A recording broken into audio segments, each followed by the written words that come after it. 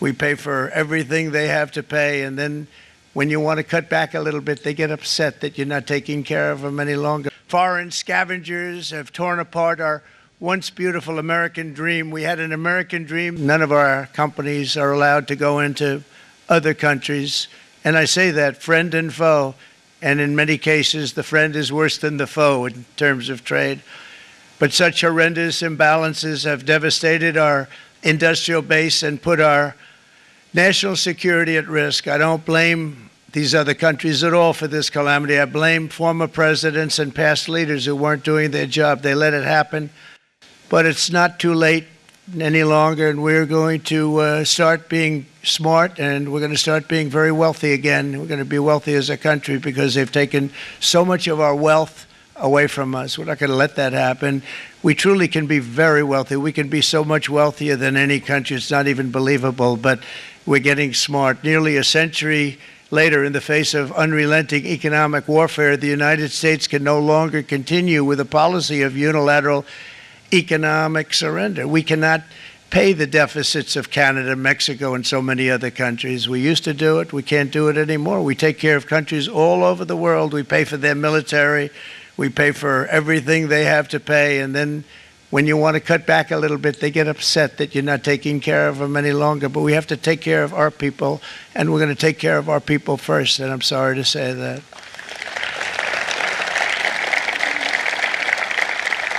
And today we're standing up for the American worker, and we are finally putting America first.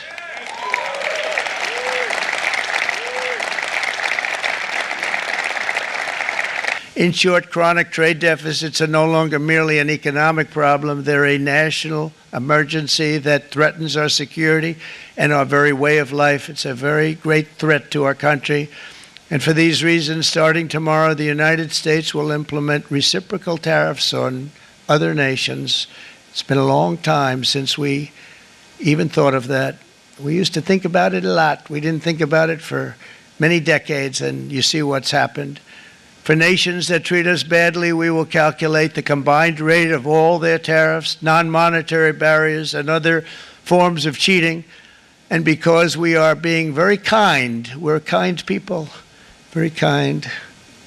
You're not so kind when you got ripped off with your salaries. My auto worker friends and my Teamster friends and all of the unions that typically voted Democrat, they're not voting Democrat anymore because worker, whether union or non-worker, they're for the Republicans now. That's what happened.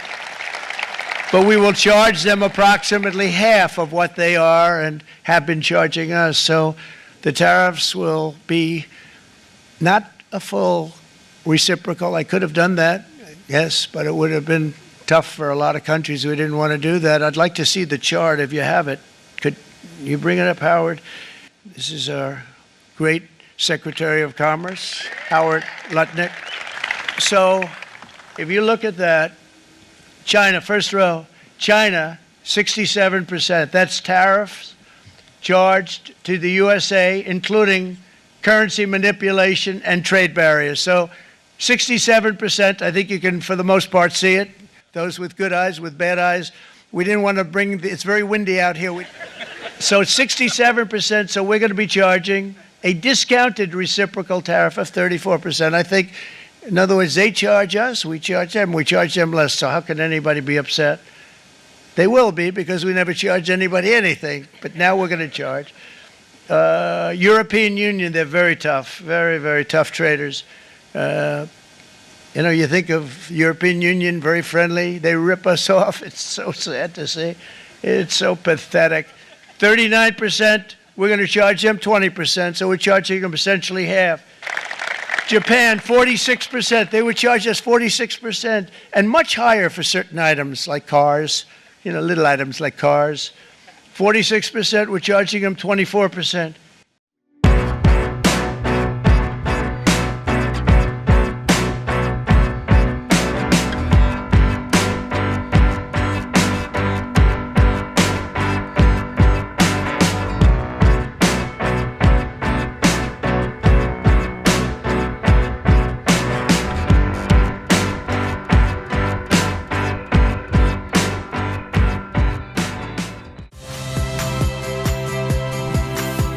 Saya Radi Saputro. Saksikan program-program Kompas TV melalui siaran digital, pay TV dan media streaming lainnya. Kompas TV, independen, terpercaya.